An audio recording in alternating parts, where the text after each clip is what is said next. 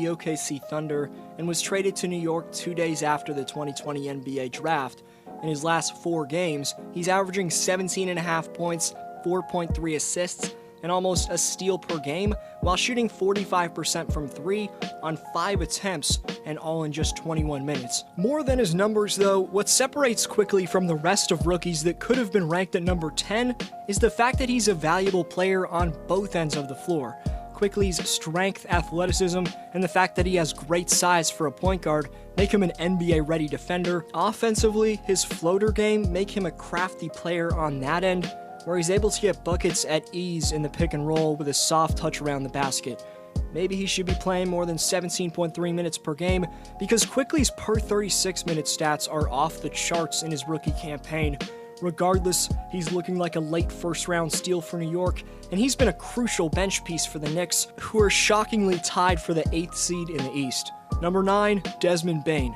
You could argue that his teammate Xavier Tillman Sr. could be on this list, but the Grizzlies' 30th overall draft pick Desmond Bane has proved that the ability to finish through contact and shoot from distance that he showed off at TCU can hold up at the pro level. In all but one of the 13 games he's played with Memphis, Bane scored at least 6 points, and he's done that very efficiently. The man's taking just under 4 threes per game and hitting nearly half of them. So Memphis has a solid prospect next to Ja Morant and of course Triple J when the big man gets healthy. Number 8, Isaac Okoro. Playing over 37 minutes for the Cavaliers, Okoro's been a valuable tone setter on both ends of the floor for the 5th-seeded Cavaliers. The Cavs' 5th pick in 2020 has looked beyond NBA ready right off the bat in his career, as he hit a game winner in his preseason debut and has averaged 9 points per game on solid shooting splits for a player facing the harsh reality of his first season amongst the toughest basketball competition in the world.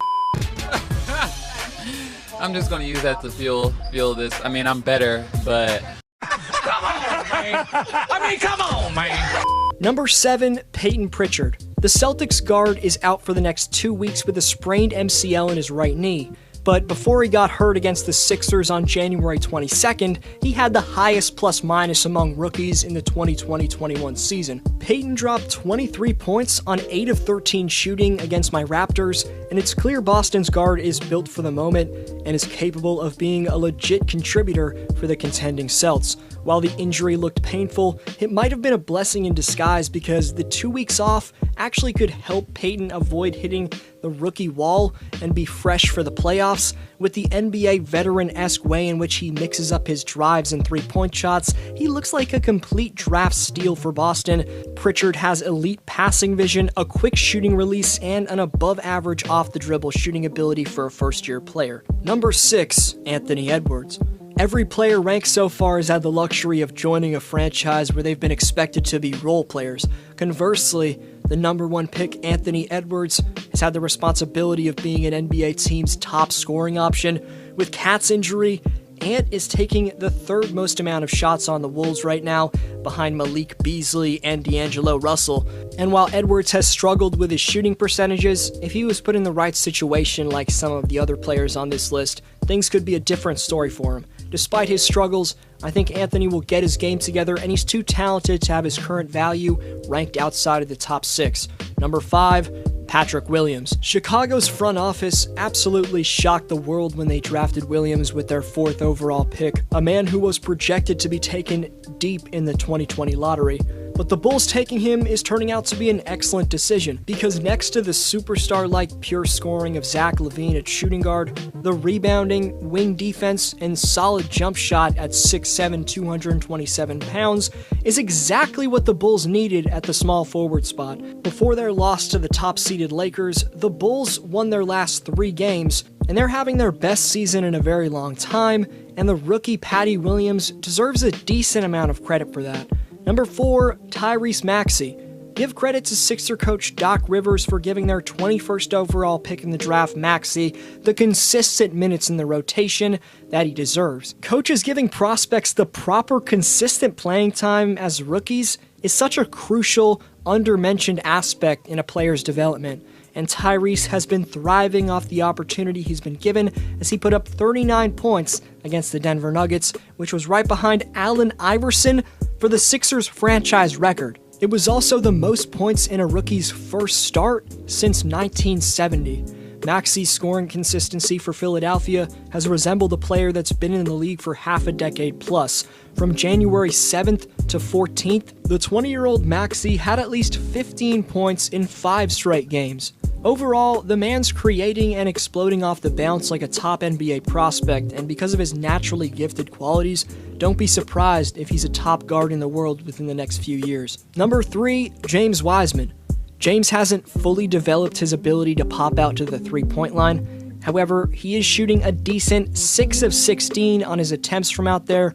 I think we can expect Wiseman to develop into a decent stretch big as his career progresses, but for now, he's a solid paint presence for the Steph Curry-led Warriors, who are currently tied for the 8th seed out west. Draymond Green got a tech because the ref thought he was yelling at him, but really Green was yelling at Wiseman, and I know Draymond can be harsh at times, a lot of times, but his mentorship should ultimately be a positive influence on the growth of the Warriors' 19-year-old man in the middle.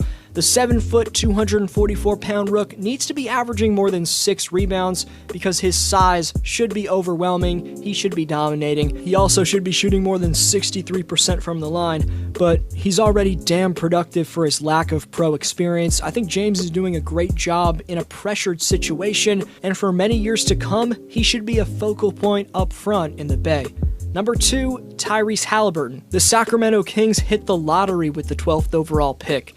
As the former Iowa State Cyclone, Tyrese Halliburton is the real deal. He's averaged 11 points, 5 assists, and over a steal per game on 50% shooting from the field and 47% shooting from distance. His 4 blocks against the Knicks this past Friday were the most by any rookie this season. His lanky 6'7.5" wingspan at point guard, combined with his shockingly lethal three-point stroke, make him a nightmare to stop, and his size on the other end make him a sensational defender for a first-year player.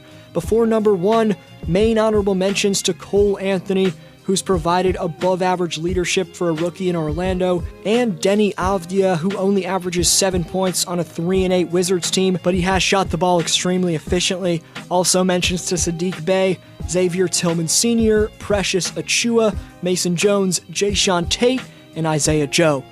Number 1, LaMelo Ball.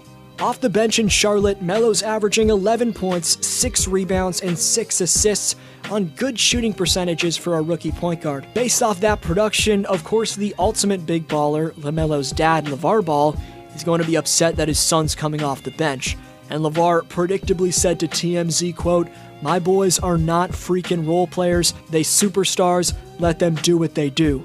But as with any 19-year-old, you have to take the bad with the good, because after a 7-game stretch in which Ball averaged 15.6 points, 7.4 rebounds, and 7.1 assists per game, while shooting 46% from the field, Ball's turned the ball over 11 times in the last 3 games.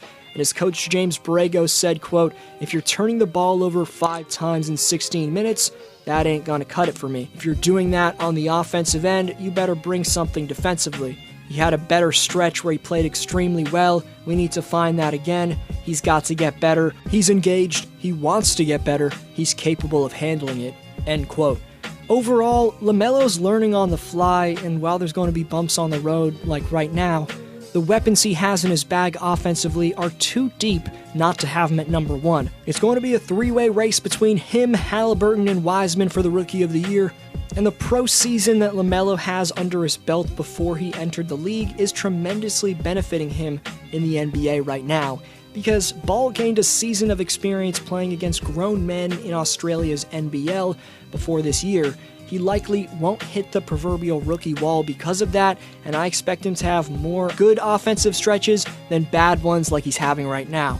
I respond to every comment, so let